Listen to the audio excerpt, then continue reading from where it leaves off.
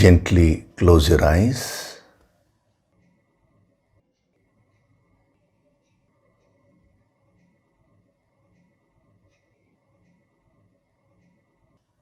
Do deep breathing.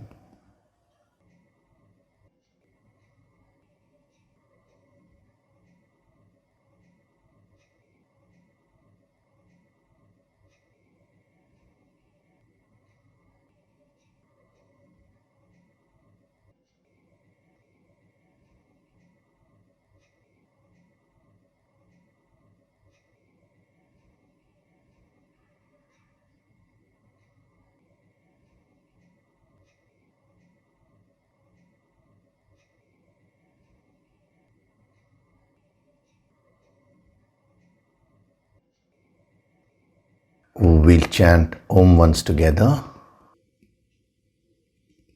Synchronize the chanting of Om with your exhalation.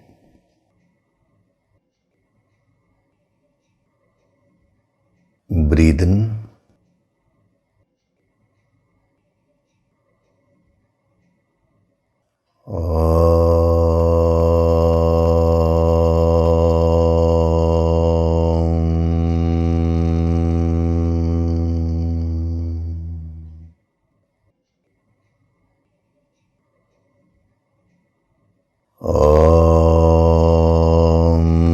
Sahana bhavatu, Sahanau bhunaktu, Sahaviryam karavavahai, Tejas vinavaditamastu ma vidvishavahai.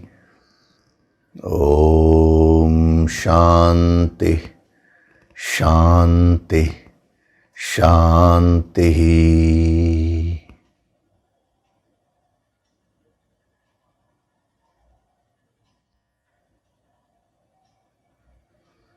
Gently open your eyes.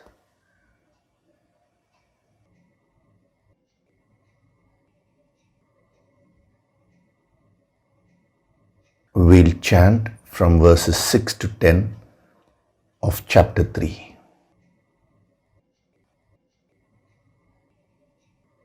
Karmendriyani sanyamya, Karmendriyani sanyamya, ya aste manasa smaran, ya aste manasa smaran, indriyartan vimudhatma, indriyartan vimudhatma, mithyachara sa uchyate, mithyachara sa uchyate, yastvindriyani manasa, yastvindriyani manasa, niyamyarabhaterjuna, niyamyarabhaterjuna, karmendriyai karmayogam, Karmendriyai karmayogam, asakta savishishyate, asakta savishishyate, niyatam kuru karmatvam, niyatam kuru karmatvam, karmajyayo hyakarmanaha, karmajayo hyakarmanaha, sharirayatra pichate, sharirayatra pichate, na prasidhyeda karmanaha, na prasidhyeda karmanaha, yajñarthat karmanonyatra, यज्ञार्थात् कर्मणोऽन्यत्र लोकोऽयं कर्मबन्धनः, लोकोऽयं कर्मबन्धनः, तदर्थं कर्म कौन्तेय, तदर्थं कर्म कौन्तेय, मुक्तसङ्गः समाचर, मुक्तसङ्गः समाचर, Saha yajna praja srishtva सह यज्ञा प्रजा सृष्ट्वा purovacha prajapatihi पुरोवाच प्रजापतिः anena prasavishyadvam अनेन प्रसविष्यद्वम् yeshavostvishta kamadhuk. येषवोऽस्विष्टकामधुक्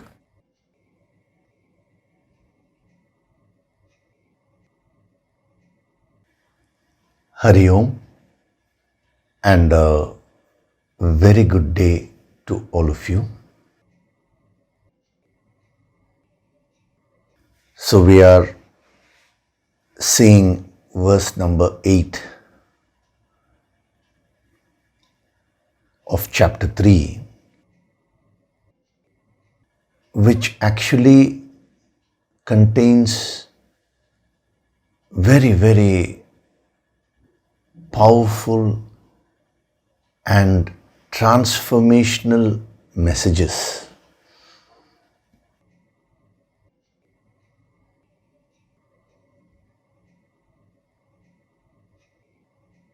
Just by looking at the approach which Lord Krishna is taking here, we are able to gather so much of material for us to practice.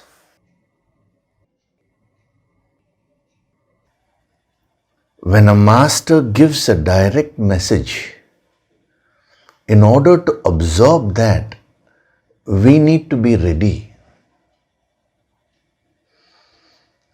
It is a very powerful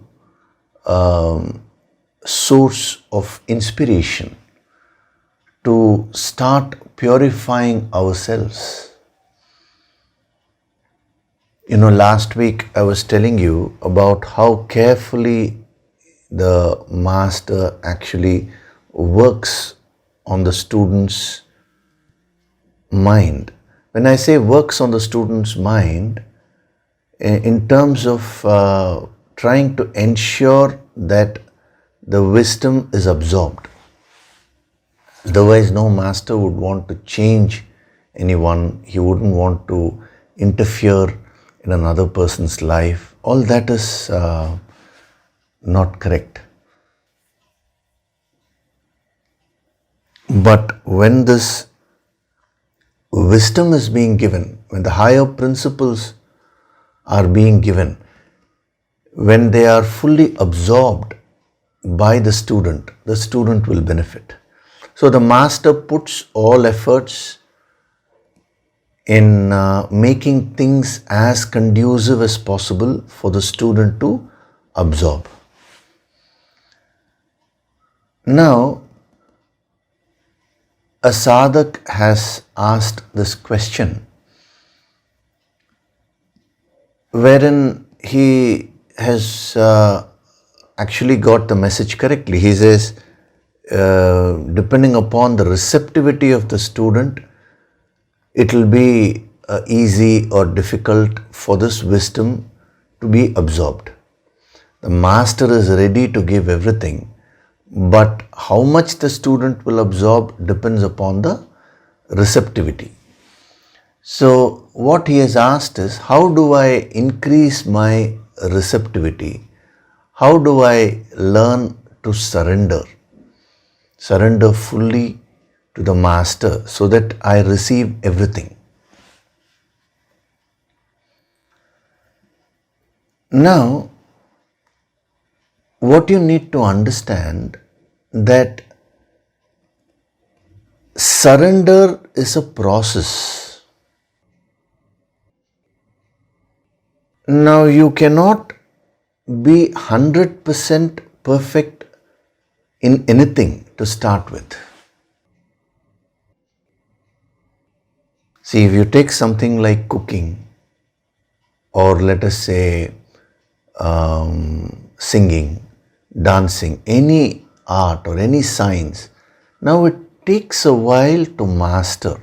First, you need to show the intention, and then if you keep putting the efforts in the right direction, after a while, you will be able to you will be able to master it. There also there is nothing like 100%, because the moment it is 100%, it is infinite. Now the same thing with respect to this principle of surrender also. In chapter 2, when Arjuna says, I am thy disciple, I surrender to you, now give me the guidance. Now, it is not the end of surrender. He has started the process of surrender. He is showing the full intention to surrender and receive guidance. So that intention or bhavana is the key. How much you surrender, that depends upon the sadhana which you do, the purification level which you reach, that will keep on increasing. Now, what is most important is that intention which a student shows to surrender. So you may ask, if Arjuna has just started to surrender, now why does Krishna immediately give the wisdom? Shouldn't he wait for Arjuna to surrender fully? No. As long as a student shows the intention to surrender, the master will start the process. Now what is interesting is, as the student does the sadhana, when he or she keeps on practicing all this, and the ego also is handled slowly as the ego is reduced, the student's receptivity increases, because naturally when the ego goes away, the surrender increases. When the ego is there, or rather to the extent the ego is there, that becomes a block, because ego sees surrender as a weakness.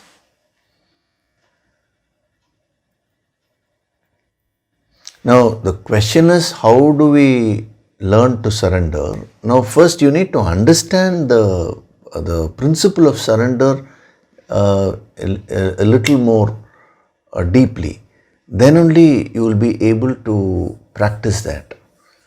So this is the mechanism. You have the ego, and as long as the ego is there, it sees surrendering as a weakness, as a sign of weakness. Whereas when the ego is not there, surrender is not seen as a weakness. Rather, a person who does not have ego sees surrender as a sign of strength. Because in areas of ignorance, unless and until you surrender, you cannot learn anything.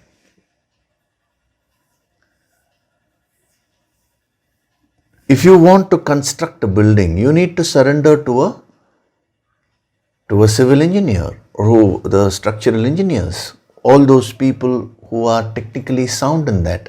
You may ask questions. You may understand the logic of what they are doing. All that is there. You may go through with the process.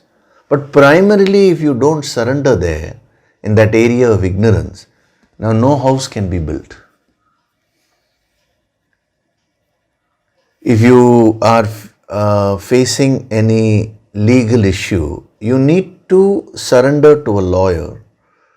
And of course, you need to ask clarifications, question, understand the process. You go along with that.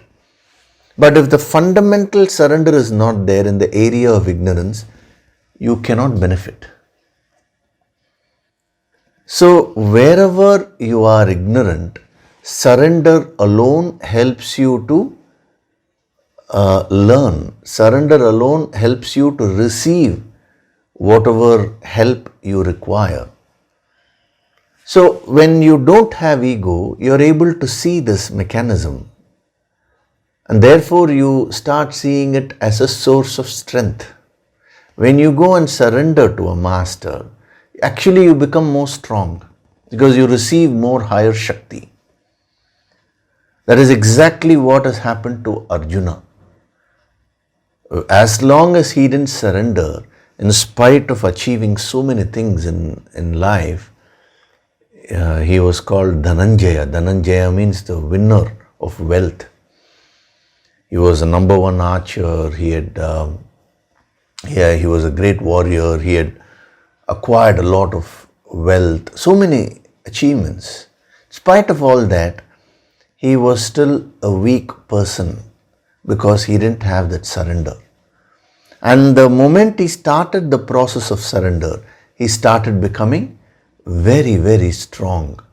So you can apply this in any area of your life. When you don't know something, when you surrender to a person who knows more than you will start learning from that person.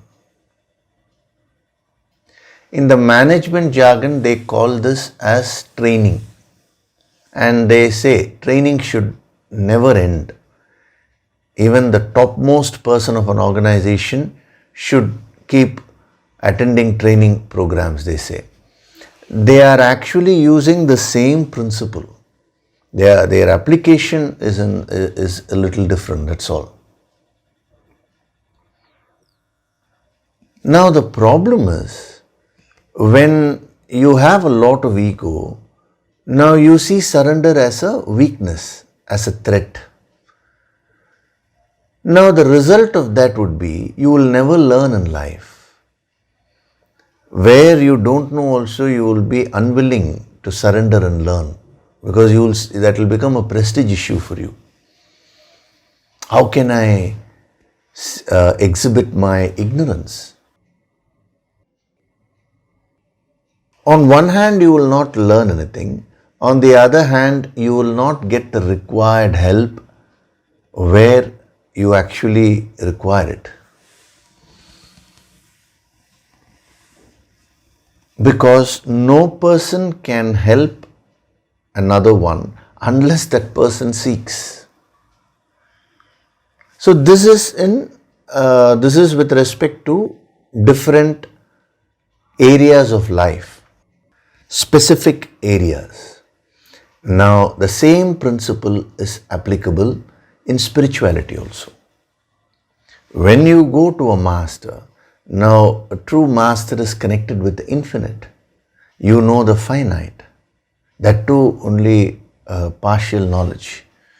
Now, therefore, surrender becomes a necessity if you want to receive the higher Shakti.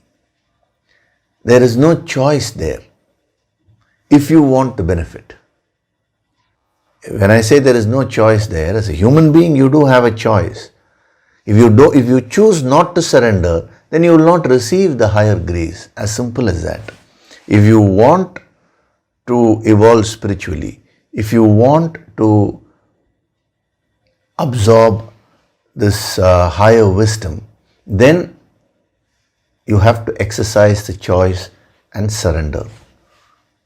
It is a conscious decision. And the moment you understand your ignorance in any area, you will be willing to consciously surrender, because that is the way you can become strong in that area. And remember, surrender does not mean blind faith. Blind faith means you stop all questioning, reasoning and everything. No, you continue to reason.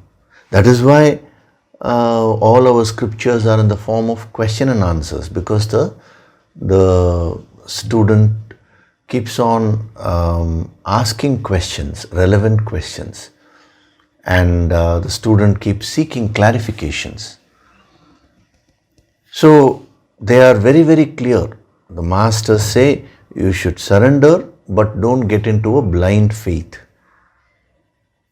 Fully understand what is being given and start practicing it with conviction. See, only when you understand something you will be able to practice it with full conviction. So this is the mechanism of surrender, and the moment you understand this, thereafter you will automatically learn to surrender. There is no procedure. What you have asked is how do I learn to surrender? There is no exact procedure, step 1, step 2, step 3, do this. It is a question of understanding. It is a question of becoming aware of what I know and what I don't know. The moment you're aware of what you don't know, you will automatically take a conscious decision to surrender.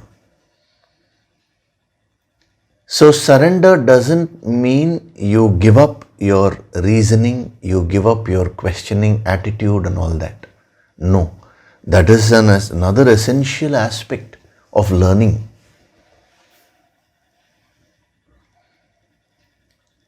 Even in this chapter, we can see that Arjuna asks a question, and then Krishna gives the answer. So periodically, Arjuna will be asking many questions to Krishna. That's how the Bhagavad Gita itself is structured. So the key is the intention to surrender, and that intention comes from this right understanding of what you know and what you don't know. And in areas of ignorance, unless and until you surrender, when we say surrender, surrendering your ignorance to a person who knows more than you in that area. And here when we talk of spirituality, we are talking of entire life mastery. So unless and until a student fully surrenders to a master, he will not be able to receive the higher wisdom fully. So it works in gradation. To the extent you surrender, to that extent you will be able to receive. So I was telling you about the conscious mind and the subconscious mind. The conscious mind always resists. So when you consciously take a decision, when you choose, now the conscious and the subconscious get aligned. And for a student whose conscious mind and the subconscious mind is aligned, it is very easy for the master to give the higher energy. All the higher healing Shakti will be received effortlessly by the student. The whole struggle is because of this misalignment between the conscious mind and the subconscious mind. And that misalignment is caused by the ego. So this is the very principle of surrender. So it is not an external practice.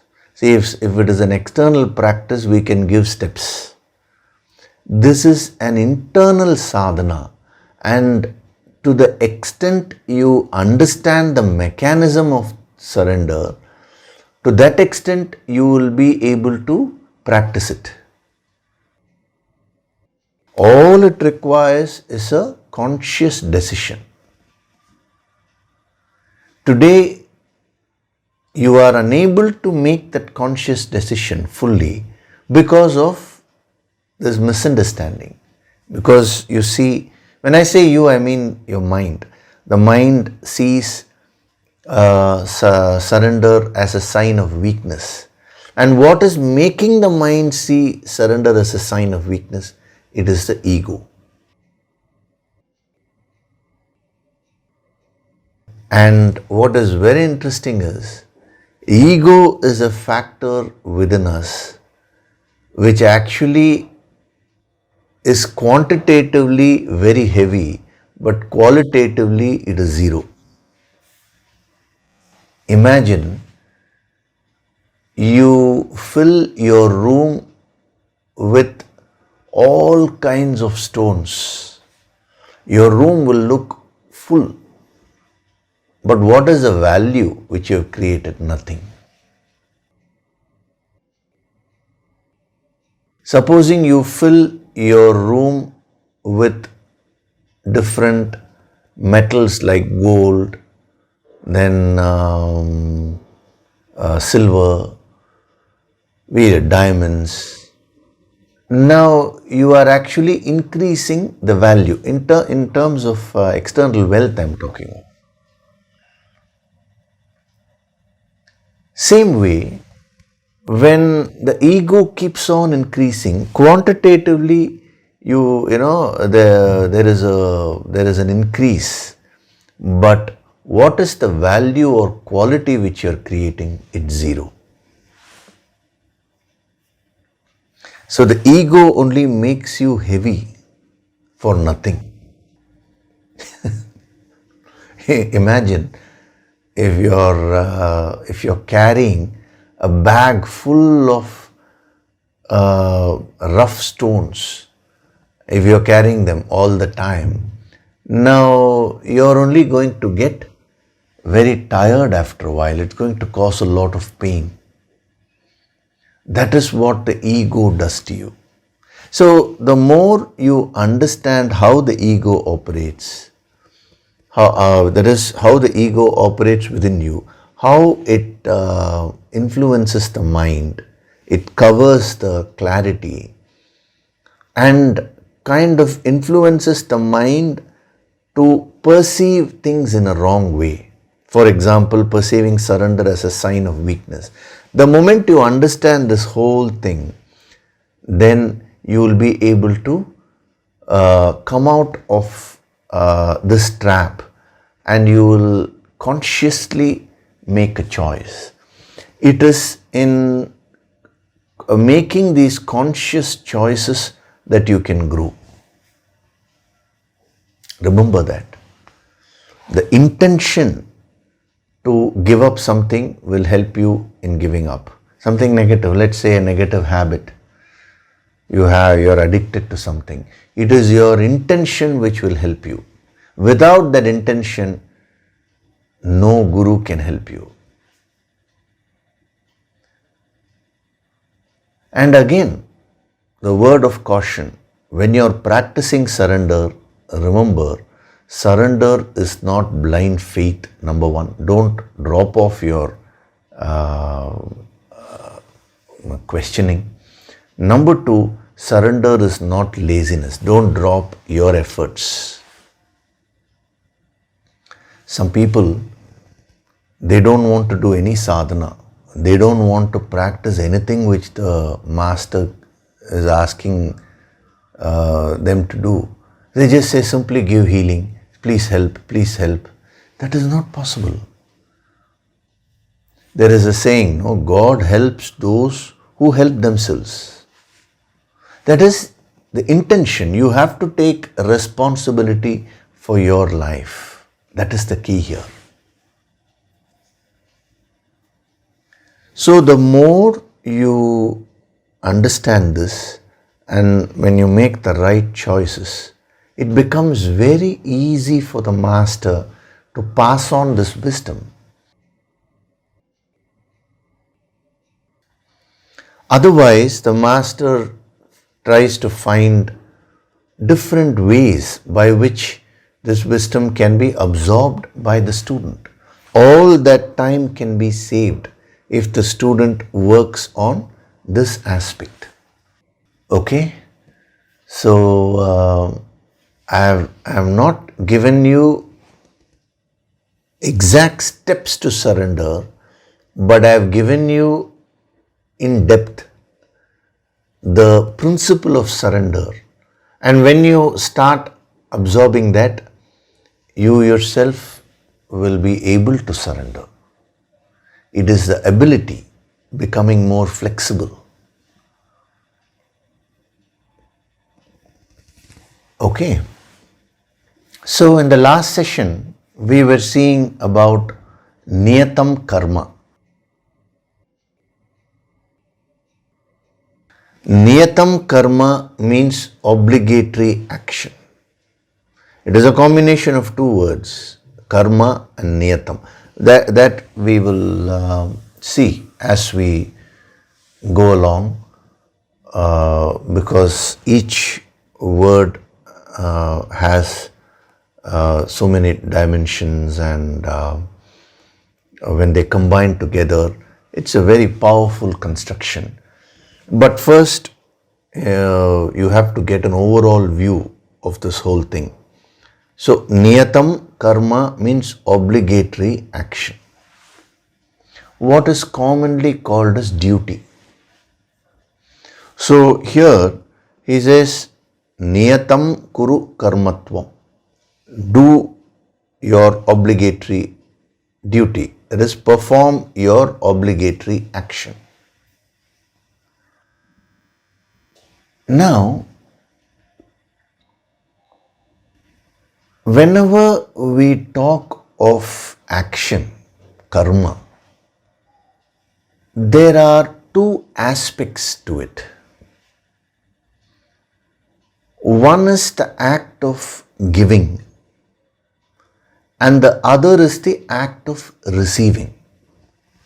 I want you to focus on this and absorb this, because this is a very important principle which is usually missed by most of the sadhaks. Any action has two aspects. One is giving and the other is receiving. In life itself, you have these two transactions happening, giving and receiving. Now, when he says perform your obligatory action, what is meant is balance these two transactions of life, that is giving and receiving.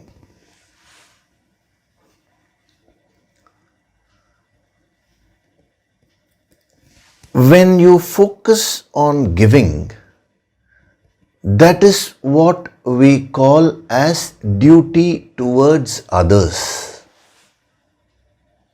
See, the common understanding of do your duty is now I have to do many things for others. That is a very limited understanding. The moment you understand this principle, now it will really give you an in-depth understanding of what he means by niyatam karma. Niyatam, I gave you one dimension, as it has to be, that which ought to be in a particular way. So your obligatory action. Now, the moment we talk of obligatory action or duty, you always think of duty towards others. But what the yogis have discovered is that actually action has these two aspects. One is giving and the other is receiving. And you need to balance both. If you don't receive at all, you will lose the very capacity to give. If you don't give at all, you will lose the capacity to receive. So when you focus on giving, it is doing your duty towards others. As a husband, you have a duty towards your wife. As a wife, you have a duty towards your husband. As a parent, you have duty towards your children. As a child, you have a duty towards your parents. As a citizen of the country, you have duty towards your country. This is the aspect of giving. Now, the other aspect of action, which is receiving, is equally important. What in common parlance people call as rights. In Sanskritam, the word is adhikara. Adhikara means right. Kartavya means duty, what I have to give, what I have to give to others. Adhikara means what I have to receive. Now, most people think The moment we talk of rights, I'm talking of people who are into spirituality, they think claiming rights is selfishness. It is not selfishness. If you claim your rights without giving anything, then only it is selfishness. When you balance the giving with receiving, then it is not selfishness at all.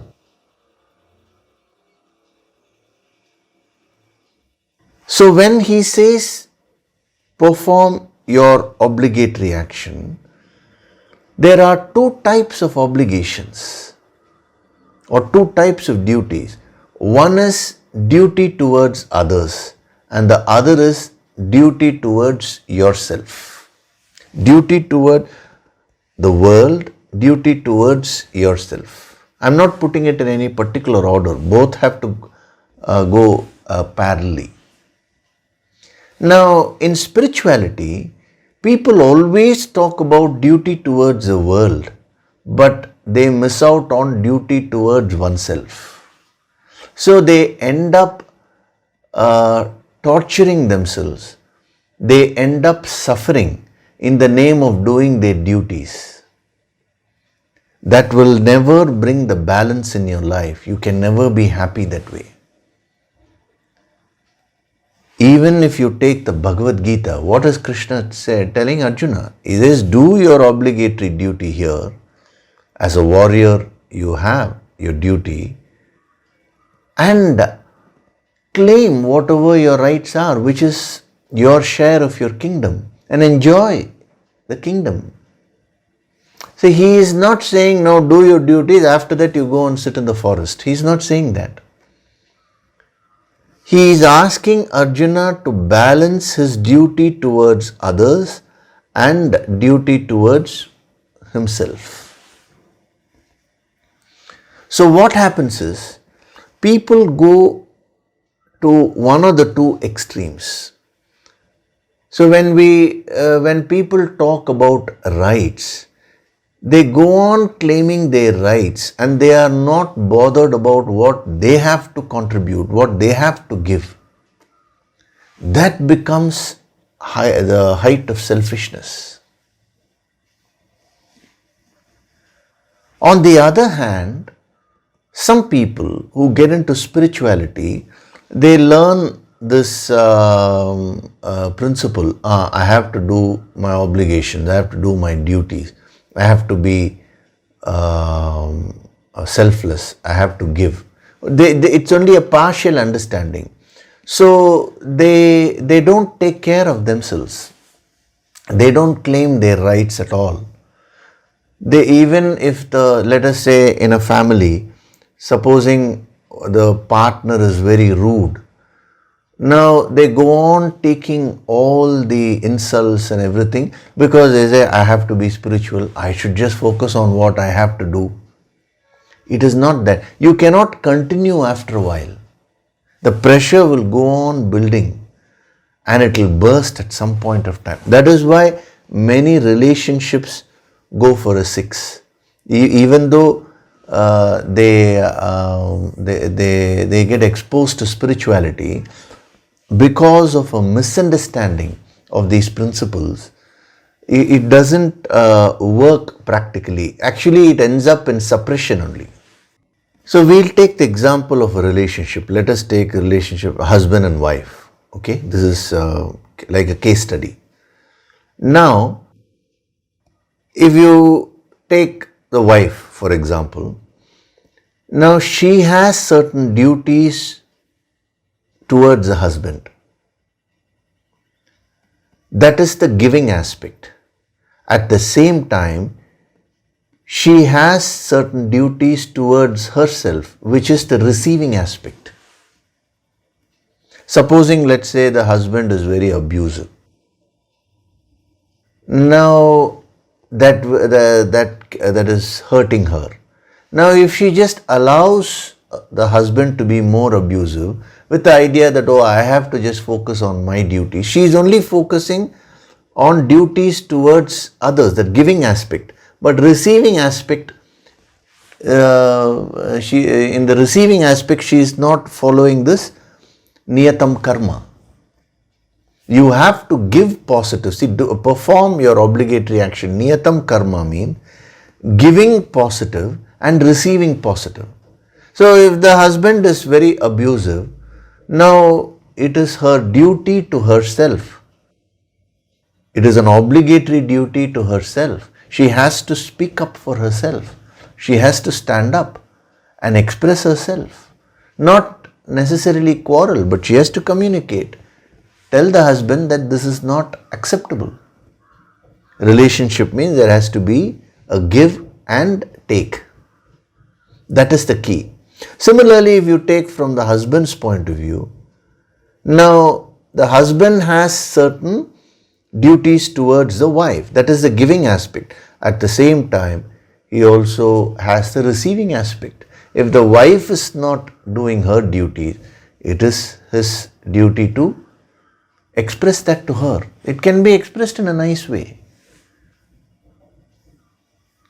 Now the whole imbalance comes when there is an imbalance between giving and receiving.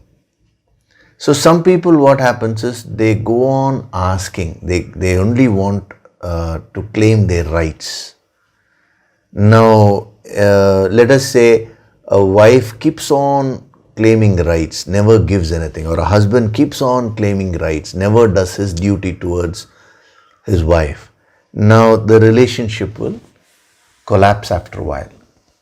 Similarly, the other extreme, let us say the wife keeps on giving, doing whatever duty she has to do, but never claims her rights. All her self-esteem will go away after a while. She'll become very frustrated. So suddenly one day she will explode. Same thing with respect to the husband also.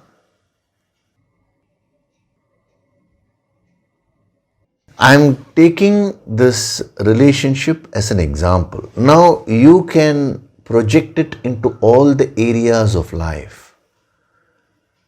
Last week, it was generally told to you, do the niyatam karma. It's a very powerful sadhana. Now we are going into more depth. We will get into more and more depth. It's very interesting. So you're working in your office. There is a giving aspect. There is a receiving aspect.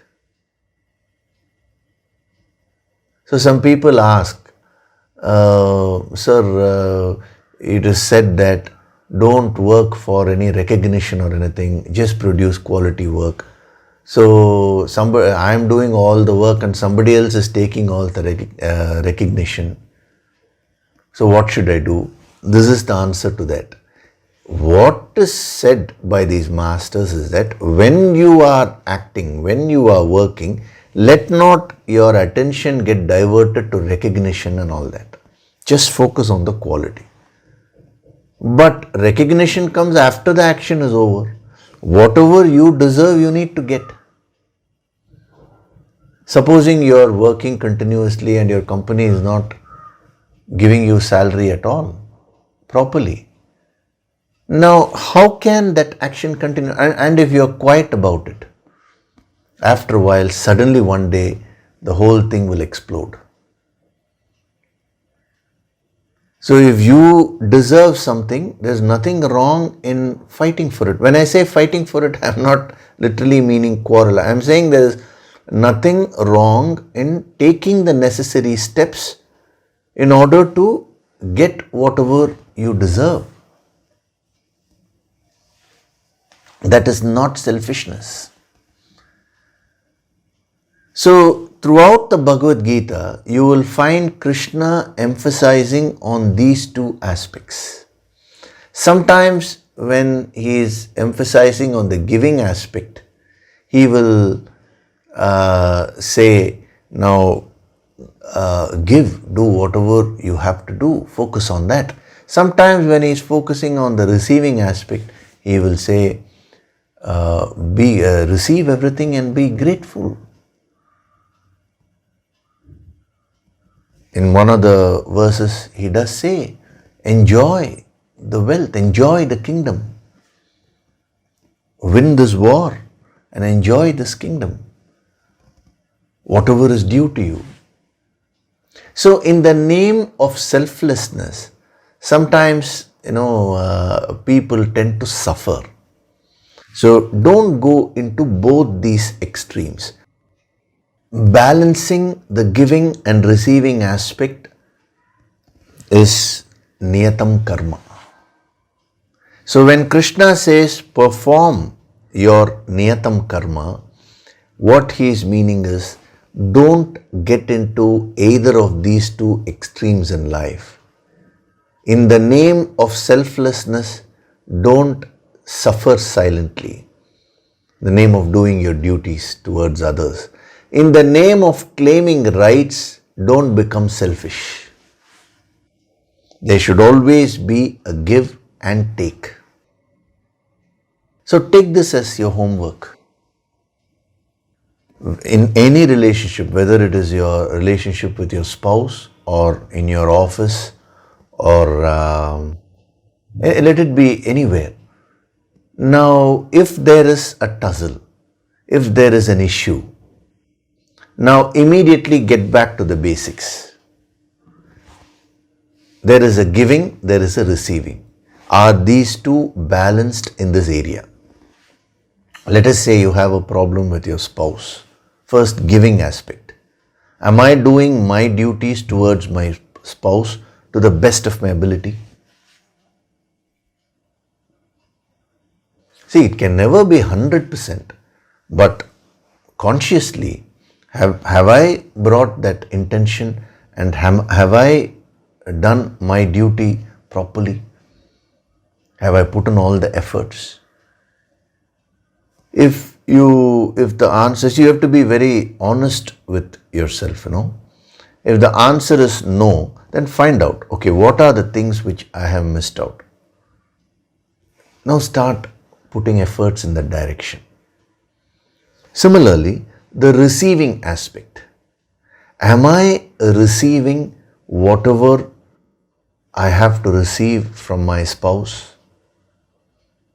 Supposing, let's say, as I told you, your spouse is abusing you, your spouse is being very rude to you, then this is not what you want to receive. There will be an imbalance. Now take corrective measures. It is your duty to speak up for yourself. You should have that confidence. You should build that self-confidence. The sadhana will give you that self-confidence, that self-esteem to express yourself. So claim your rights. Do your duty towards others. Give whatever you have to give towards others, and also receive whatever you need to receive. Claim your rights. Then your life will become balanced. So this is a homework for you. Take up different areas of life. Take it up as a game and do it. Don't become too serious about it. In every area, find out. The giving aspect is there, receiving aspect is there.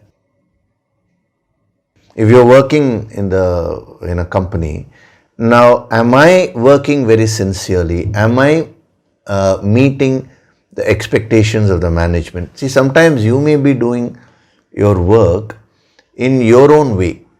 The management may want you to work in a particular way, but you will be doing it in your own way. That is also no use. So am I doing my duties? Am I giving properly? Number one. Are there any loopholes there? There will be. See, nobody can be 100% perfect. Then start taking corrective measures. Fill up all those loopholes. Similarly, am I receiving whatever I need to receive from the management? No means, see, if you have done your duties properly, then you will automatically get the strength to talk for yourself. So then a proper understanding can be arrived at.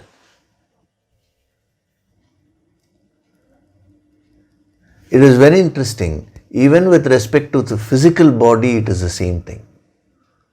What am I putting inside? Am I detoxifying the body properly? I have covered this in the Kaya Tattva Empowerment Program. It's available online. You can always do it. Actually, it's why this has been kept online, all these empowerments. A lot of effort has been put to energize the program so that every time you watch that, it will be like a fresh empowerment for you. And not only that, whenever a person registers, that is brought to my notice, and I keep monitoring and giving the necessary healing in the background so that the person gets the full benefit. So periodically, when you do for these empowerment programs, what happens is you learn to balance these two aspects. This is called exchange of energy. The exchange of energy should always be balanced. See, even the breathing mechanism, there is a giving aspect. You give out carbon dioxide, whatever you, let's say air, you breathe out air, you breathe in. So breathe in is the receiving aspect, taking in. Breathing out is the giving aspect. Now both these have to be balanced. If you go on inhaling, now that will not work. If you go on exhaling, even that will not work. There has to be the right balance.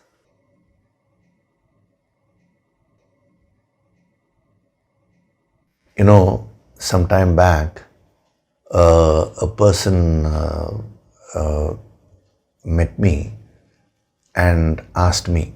This was when we used to have these sessions in the auditorium, live. So after the session was over, he came and he had asked for an appointment, and he took some time and he came.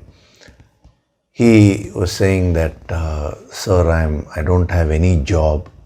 I've not been working at all, and I have no money with me, and I want to attend, because that was the first session which he had attended, and that day there was an announcement there's going to be an empowerment program in another couple of months. So he said, I want to register for this, but I have no money with me. So can I attend? So I looked at him, I said, that we'll see, but first of all, you're saying you don't have a job. For how long have you not been having a job? He said, for last 3 years. So what have you been doing? Just sitting at home. I said, then how do you manage your expenses? Initially, I had my past savings. So I was managing with that for about a year or so. Okay, now that has gotten over, now how do you manage? Last 2 years, how have you been managing? He said, I'm managing with the savings of my parents. And that is also now going to get over. So then after that, what are you going to do? He said, I don't know. That is what I want to ask you. So probably if I attend this empowerment, I'll get more clarity. So I told him, for this clarity, you don't need to attend the empowerment and all that. That is meant for further higher purposes. It's very, very simple. See, you are continuously spending without earning. See, again, we are talking of the giving and receiving aspect only. For this, you need to attend some special program to understand that, oh, I need to take up a job, is it? This is very wrong. This is a highly tamasic way of functioning. You are supposed to take care of your parents. They have done their duties, no? Now, instead, when you are supposed to do your duties towards them, you are only constantly taking. It will not work. So then I explained to him, see, it is not a big thing. You can attend the empowerment, that is not the key, but you will not benefit anything because your very intention is wrong. So I told him, instead of asking for this, why don't you say, sir, I want a job. I want to earn, and materialize that. So it hit him very powerfully. He said, yes sir, that is going to be my goal. And what was interesting is he did 2 days of sadhana, and he released many factors which were working as blocks. And within 2 days, he applied to so many companies and he got a job which was way beyond his expectations. So this is the aspect of giving and receiving which I'm talking about. So even the empowerment program, you see, there is a giving, there is a receiving. Then only the balance will be there. He understood it. He was extremely intelligent and he was full of devotion basically. And what is interesting is, now he has sent a mail, he sent a mail a few months back saying that he has grown in his career so much that he has started helping so many people. And he is even thinking of starting his own business. I've told him not to do it straight away, but he needs to first build a strong financial base before getting into his own business, because the risks will be very high considering his age and all that. But that is his future plans. So how did he get all this confidence? When he came and met on that day, he was a shattered person, absolutely no confidence. How did he suddenly get his confidence? It was not sudden. It's a gradual process of learning to balance the giving and receiving aspect. So even in the financial aspect of your life, there has to be a proper balance of giving and receiving.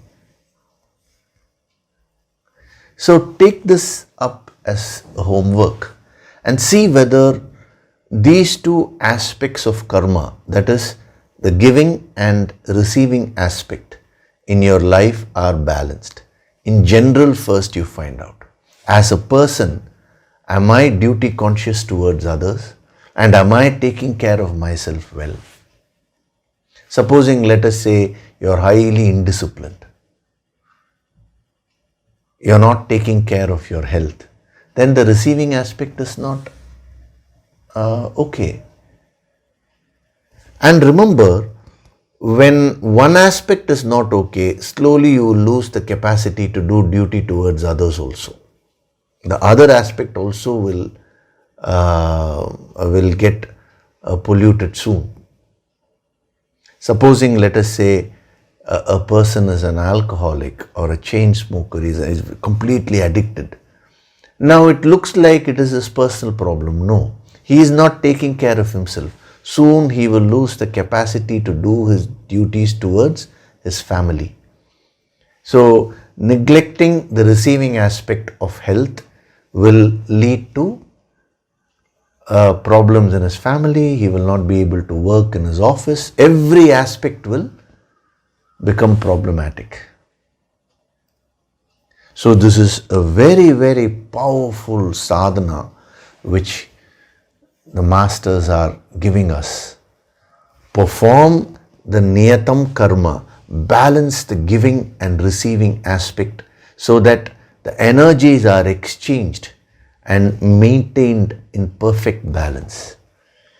Taking care of yourself is a duty towards yourself. Claiming your rights, that is not selfishness.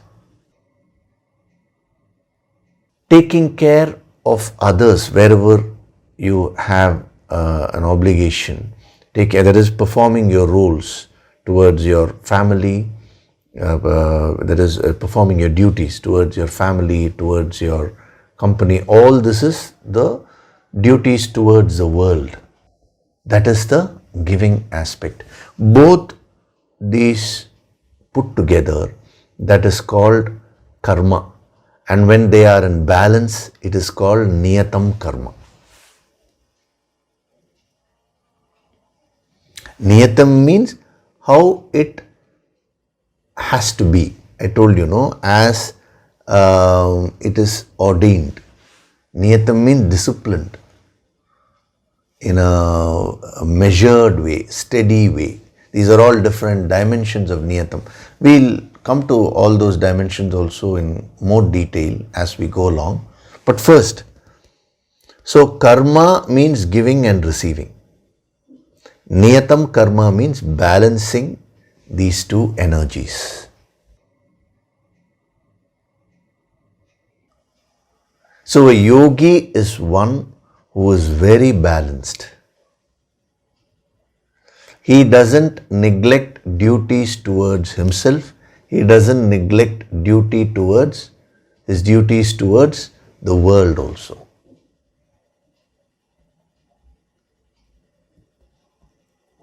Now, I want you to genuinely do this homework this week, because this is going to help you so much in the empowerment program which we are having this month, by this month end, the Finding Rhythm in Life, where the 12 aspects of life are going to be dealt with. Very, very powerful. And the first aspect is going to be the individual only. And then 10 aspects related to the world. So 10 plus 1, 11. And then the 12th aspect is spirituality. How does this individual evolve and become one with the infinite? How does the individual soul expand? That also we are going to see. So all the 12 aspects of life is going to make you a complete person. It's going to be a complete living, the science of living in totality. That is what is finding rhythm in life all about.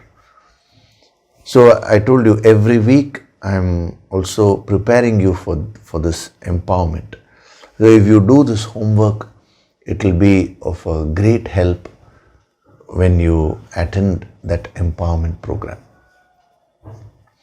Okay, so perform your obligatory action, niyatam karma. See, the moment now you understand it in this depth, you will see that it speaks to you in a more deep way. So now, when we talk of niyatam karma, there are two more divisions which our yogis have given. So one is, when we talk of karma, these are the two aspects.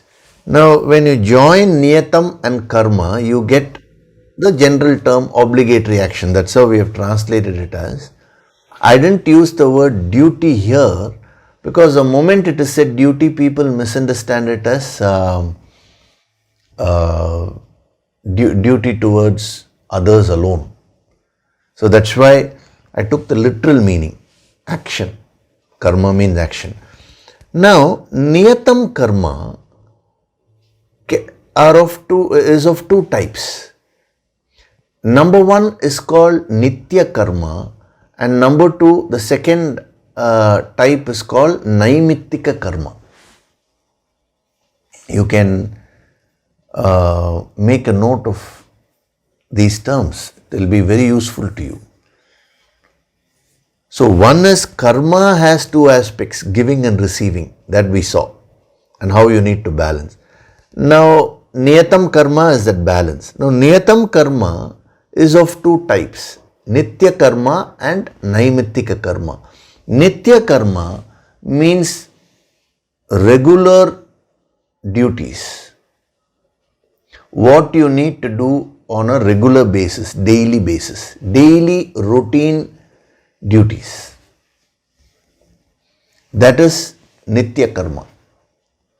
Naimittika karma means occasional duties, special duties. You don't need to do that type of the duties on a daily basis. But once in a while, suddenly a situation may emerge where you need to do that. That is called naimittika karma. Whenever there is a regularity, there is a repetition, that will come under nitya karma. It could be daily, it could be weekly, monthly, yearly, all those are nitya karmas. Whenever there is a special occasion, then it becomes naimittika karma, occasional special duties. So this is applicable for both the giving and receiving aspect. See, I don't want to go into the depth of the obligatory action, niyatam karma, without explaining the two aspects of giving and taking. See, we are going to see the whole thing with respect to giving and taking. Then only it will be practically useful for you. So, we will see one by one. I'll give you a general idea. The next session we'll go into more depth also. The nitya karma and the naimittika karma with respect to yourself first. What are the daily duties which I have to perform in order to maintain myself? Maintain myself means what? Maintaining your physical body, maintaining your pranic body, maintaining your emotional body, maintaining your wisdom body, your bliss body, your entire personality. That is an important aspect of spiritual sadhana. So in order to maintain my physical body, what is the nitya karma which I need to perform? I need to do proper exercises. I need to eat the right type of food. I need to breathe properly, deep breathing, that is the pranayama. I need to exercise, that has been covered. I need to drink enough water. So all the 5 aspects related to the 5 elements. This is what was covered in Kaya Tattva. One of the sessions I had covered that. No? So all that I need to do. Similarly, in order to maintain my pranic body, what should I do? There are certain sadhanas. Certain special breathing techniques were taught to you in the Prana Tattva empowerment. No? So all that you do. What do I need to do with respect to my emotional body? Practice the positive emotions. The emotional body, the wisdom body, all that will be maintained if you do your regular sadhana. Daily Yoga Sankirtan sadhana helps you. So this nitya karma has to be done with respect to maintenance of yourself. Similarly, naimittika karma, occasionally there can be a situation. Let us say you land up in some issue and some problem. Suddenly you have some health issue. You go somewhere and there is a small accident, you hurt yourself. At that time, it is your duty again to take some special action in order to solve that issue. That is called naimittika karma, with respect to duties towards yourself, maintaining yourself. Now, the same nitya karma and naimittika karma should also be applied to the aspect of giving. When it comes to my duties towards the world, what are my nitya karmas? I have certain duties towards my family. Family means go into more specifics. My children, my spouse, my parents. Similarly, I have certain regular duties to be performed with respect to my company. Whatever aspects of the world you're dealing with, what are my nitya karmas, daily routine duties which I have to keep performing? Am I performing them properly? See, this will give you a lot of clarity. Instead of generally saying, do niyatam karma, do your duties, and then we move away, that is of no use. The in-depth wisdom which is being given to you is meant to give you that clarity when you practically function in life. Similarly, you're doing all your nitya karmas with respect to the world properly. There can be certain special occasions. Let us say somebody is not well, your own family member is not well. Then you may need to give some special attention there. Specific actions you may need to take to solve that issue. So that is called naimittika karma. There you can't say, oh, my schedule doesn't permit me. Supposing, let's say, you have to do the yoga sankirtan. You've set for yourself that I will do the yoga sankirtan every day at this time. Let's say in the morning at 5 o'clock, 5 a.m. I'll sit and do the yoga sankirtan. This is what you've set for yourself. Now, just for argument's sake, one day, morning 5 a.m., your own some family member has fallen down and has hurt. So let's say your own child has hurt himself. Now you need to immediately take him to the hospital. Now supposing you say, no, 5 to 6 is yoga sankirtan time. I will take you to the hospital after 6. Then there is something wrong with you. So there, you may have to come out of your nitya karma in order to perform your naimittika karma. And that day alone, you can shift the yoga sankirtan to a different time. This happens once in a while, not every day. So, number one, you need to balance the giving and receiving aspect of action. Number two, you need to perform your nitya karmas in a disciplined way. And you also need to have that sense of proportion to perform your naimittika karma. Once in a while, a situation may surface where that requires your special attention. That is called naimittika karma. So apply the nitya karma and naimittika karma in the right way to balance the giving and receiving aspect of action. So doing all this is niyatam karma. So he has put it in a very simple way and he says, niyatam kuru karmatvam. Perform your obligatory action. And a person who follows this properly will start evolving at a very fast pace.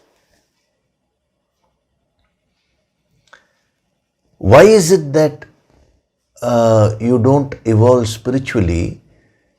When I say you, I mean anyone. What is the principle? That person would have either neglected duties towards oneself or duties towards others. It is in performing these duties properly towards oneself and towards others that one can grow spiritually. This is the very crux of karma yoga. So if you are doing your sadhana properly, you will become very duty conscious in your life. See, first yourself, you will not pick up something which will harm you. Supposing you're on one hand you're doing your yoga sankirtan sadhana, on the other hand you're an addict to alcohol or smoking. First you need to apply this energy there, this wisdom there. Come out of that. These two cannot coexist. That means you're not doing your sadhana properly. Similarly, if you're saying I'm doing my yoga sankirtan sadhana very well, I'm maintaining myself, but you're not doing your other duties properly, you're not taking care of your family, you're not working properly in your office, then again there is no use. You will have to handle that. So one is the personal sadhana and the other is the interactive sadhana when you act in the world. So when you balance out both these, you are doing the sacred sadhana of niyatam karma. So let your whole life become an expression of niyatam karma.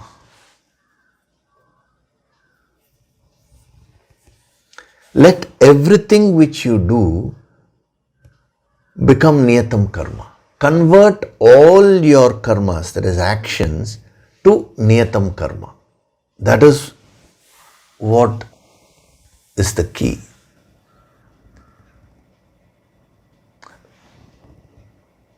Karma means actions. Niyatam is only qualifying that. So anyway, you are going to perform some action or other. Now, let every action become niyatam karma. Such a person will start purifying himself or herself every second. Everything which that person does will elevate him or her to the next level. That is the power of karma yoga. So this life, your life is not meant to be wasted.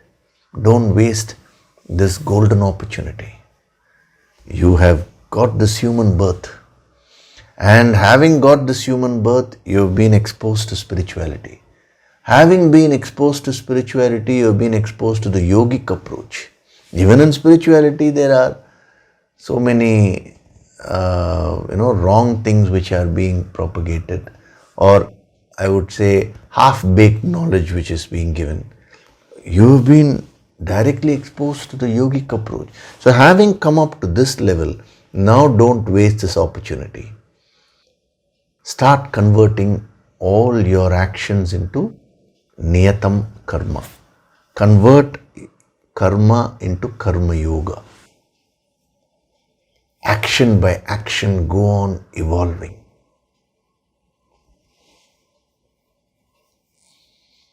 Okay? So we'll stop with that. Very powerful principles have been given. First, I'm just summarizing. First is duties versus rights. There is absolutely no problem there if you know how to balance. Some people say, why duties? Only rights. That will not work. Some people say, focus only on duties, no rights. That will also not work. It's balancing both which will work. When I hear duties, means duties towards others. Rights, claiming rights is nothing but duties towards yourself. Then nitya karma and naimittika karma. Regular duties and occasional special duties. If you focus on these aspects, nobody can stop you from becoming a yogi, from moving towards the infinite. Okay? So, before we do the Nididhyasana meditation, I will take up one question. This question has been asked by Narayanji. Hari Om Guruji, pranams. My question is related to Prana Tattva meditation, wherein you instruct there should be no jerk in the body and the breathing should be as smooth as possible. However, the energy makes my body sway and there are lots of movements which I feel. So I just get a bit confused when this happens, as I am unable to follow your instruction. Please clarify, Guruji, on this. It's a good question. See, in the Prana Tattva program, the special 4-step breathing process was taught, and in that meditation, I'm sure all of you would be practicing those meditations. I've given you the structure also. Yoga Sankirtan 1 week, Prana Tattva, and then even in Prana Tattva level 1, I think 12 meditations were given to you. So 6 1 week and 6 the other week. So the basis there is deep breathing and it was mentioned that breathe without any jerks. See, what do we mean by breathing without any jerks is people have a tendency to first of all breathe in a shallow way, and they put a lot of strain consciously. They do it like that with a lot of jerks. So in order to master the prana tattva level 1, it was suggested that learn to breathe in a smooth way without any jerks. Now, what you're talking about is when you start receiving the higher healing Shakti, sometimes automatic jerks can happen, movements can happen in the body. Those are called kriyas. They are perfectly normal because some blocks may be there in your higher body, and this energy flows there and removes those blocks. So, natural jerks can come. It's possible. It's not a rule that everybody has to go through the same kind of experience, but since you have mentioned it, now that is okay. You are not going against the energy flow. So one was meant for your practice when you are consciously breathing. The other one which is happening to you is when you're in the midst of your sadhana, something which happens naturally because of the energy flow, the higher energy flow. That is the healing process. That is perfectly okay. So as far as you're concerned, this will help the other sadhaks also. As far as you're concerned, just when you're starting, focus on that smooth breathing. Without any jerks, just breathe. But as you go into the sadhana, this can happen even during Yoga Sankirtan sadhana. A lot of turmoil can happen, which means the cleaning up process is happening. Some karmas are getting released.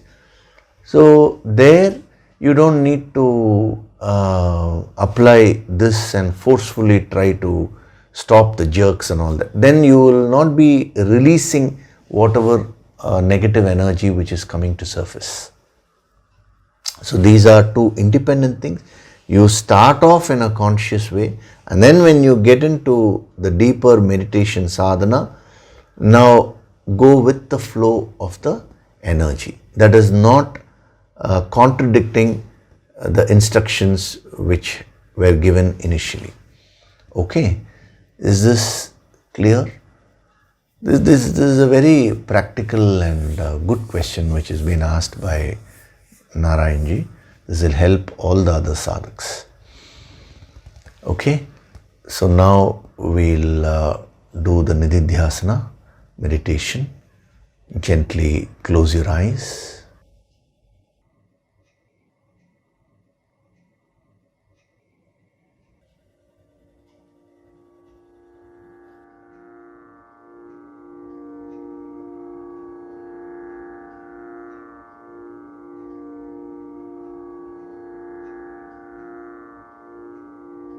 Do deep breathing.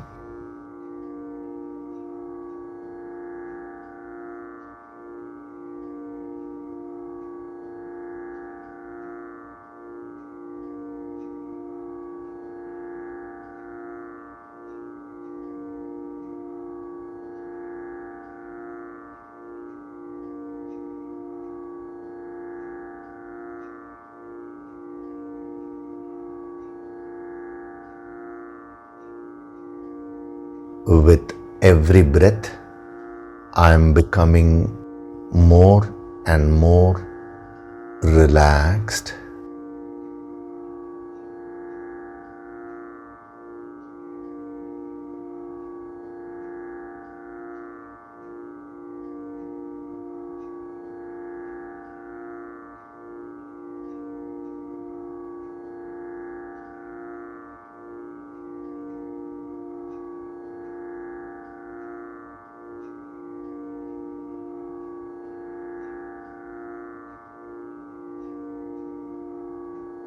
Feel the divine vibrations.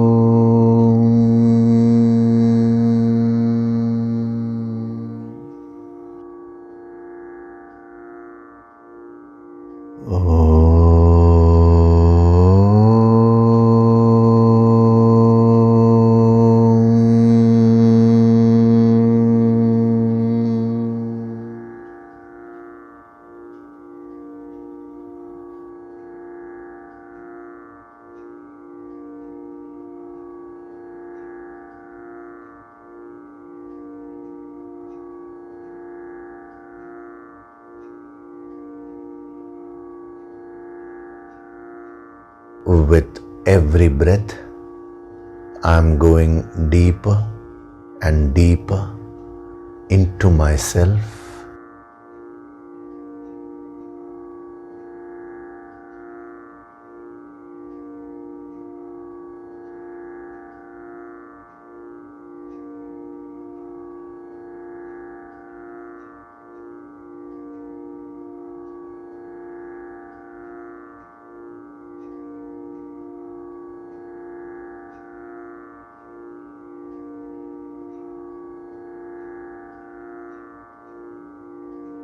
Beyond this physical body, beyond these various emotions and thoughts,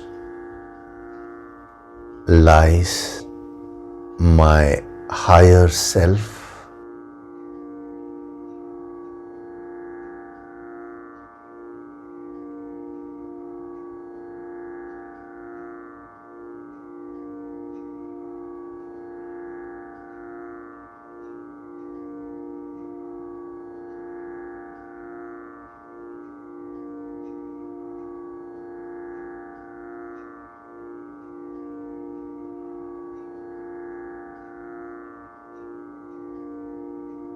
I am connected to my higher self, which is infinite.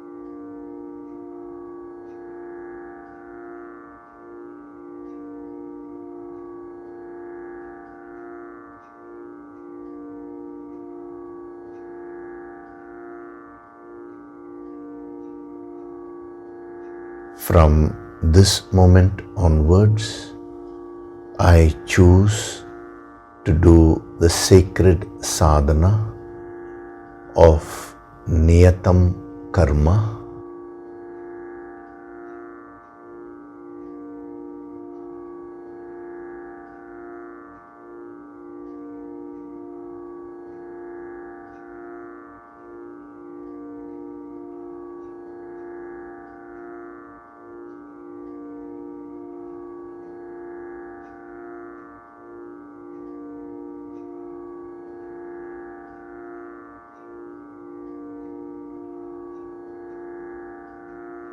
I choose to balance the two aspects of giving and receiving in my life.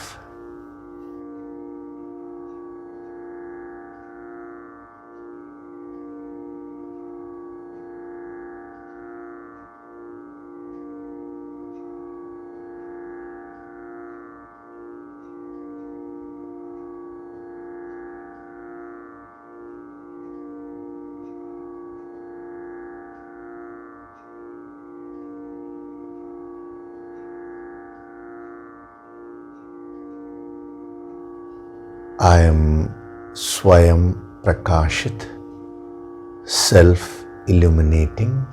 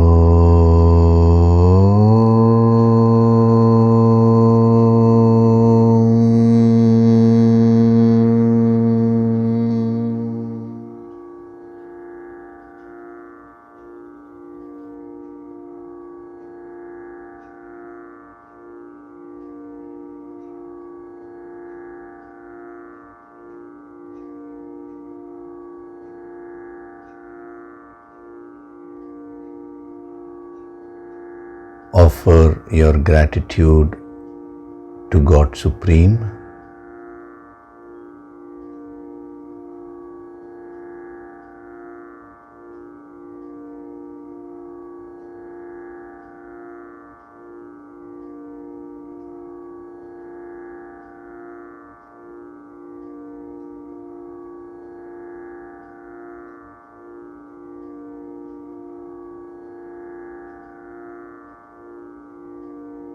Offer your gratitude to your Guru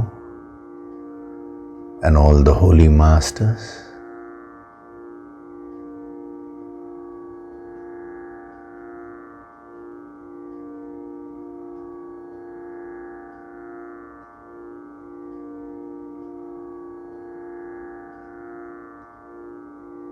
Slowly come back. Wriggle your fingers, your toes. Rub your palms together to create a warmth.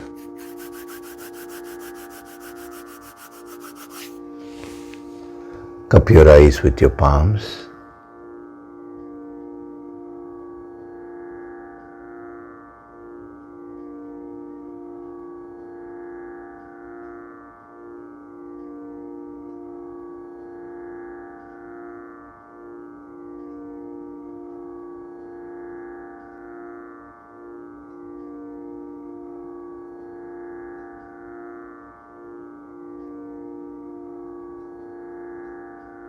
Gently rub your eyes, cheeks, forehead, top of the head, back of the head and neck. Slowly open your eyes.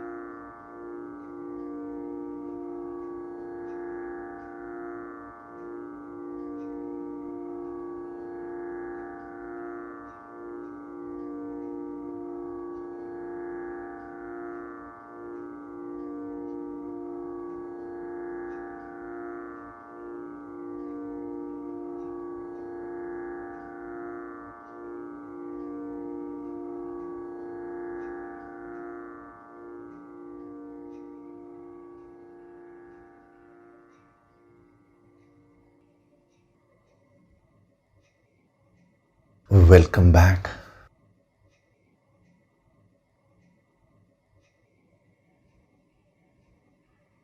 So today we saw a few very important principles.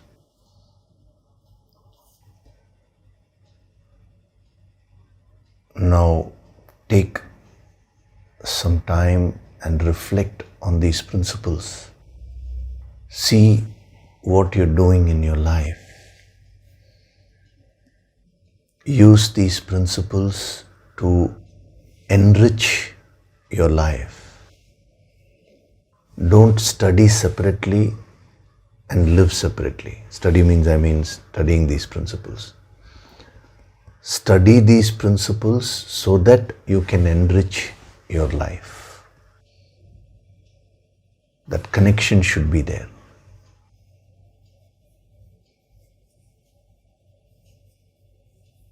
Then only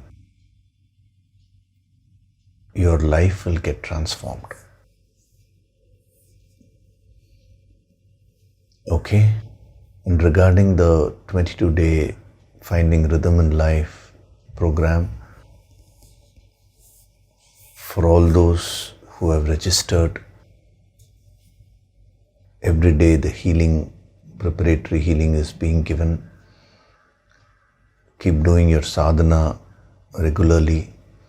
I've received many mails. Already the sadhaks are seeing wonderful benefits. One lady has said that after registering, her health has improved. Another person, very interesting, he said he was facing some legal issue which had been going on for quite some time. And the day he registered, a kind of a miracle happened and the case was solved. Now, these good things will happen to you. And when you attend the program, more good things will happen.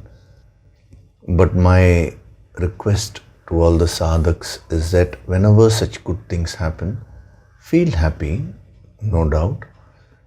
But more than merely stopping with that, feel very grateful to the higher Shakti, which has caused that healing in that area.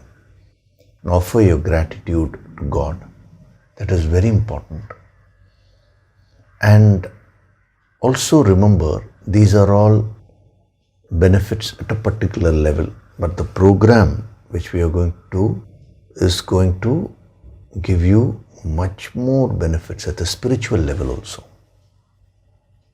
It's going to expand your consciousness. So be happy about these things, but don't become content in a tamasic way. This is enough. Never get into that feeling. That is extremely important. So don't leave your practice every day. Keep doing the sadhana. That preparation is very much required. Okay? So we'll see in the next session. We'll go into more depth. This niyatam karma is an amazing principle which he's giving us in this verse. We'll see. One by one, slowly when we go into the depth, you can also absorb it in a gradual way and practice. Okay? So thank you very much.